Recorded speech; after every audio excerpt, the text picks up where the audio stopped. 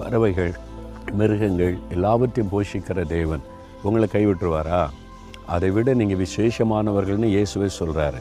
அப்புறம் எப்படி உங்களை போஷிக்காமல் விடுவார்? விசுவாசிங்க, அவருடைய அன்பை விசுவாசிங்க. அவர் எங்களை போஷிப்பார், எங்களை உடுத்து வைப்பார், எங்களை நடத்துவார், எங்களை கைவிட மாட்டான்னு விசுவாசித்து அவரை சார்ந்து கொள்ளுங்க போதும். எதுக்கு பயப்படுறீங்க? நீங்கள் இன்றைக்கு தைரியமாக சொல்லுங்கள், காகத்தை போஷிக்கிற தேவன், சகல மிருகங்களையும் போஷிக்கிற தேவன், காட்டு புஷ்பத்தை உடுத்து வைக்கிற தேவன் எங்களை போஷிப்பார், உடுத்து வைப்பார், நடத்துவார். சந்தோஷமாக சொல்லுங்கள், பயெல்லாம் ஓடி போயிடும். சரியா? தகப்பனே, நீர் உலகத்தில் இருக்கிற கோடான கோடி ஜீவராசிகளுக்கும் நீர் போஷித்து காப்பாற்றுகிற தேவன், எங்களையும் எங்கள் குடும்பத்தையும் நீர் போஷித்து உடுத்து வைத்து நடத்தி தேவைகளெல்லாம் சந்தித்து அற்புதமாய் நடத்துவீர்.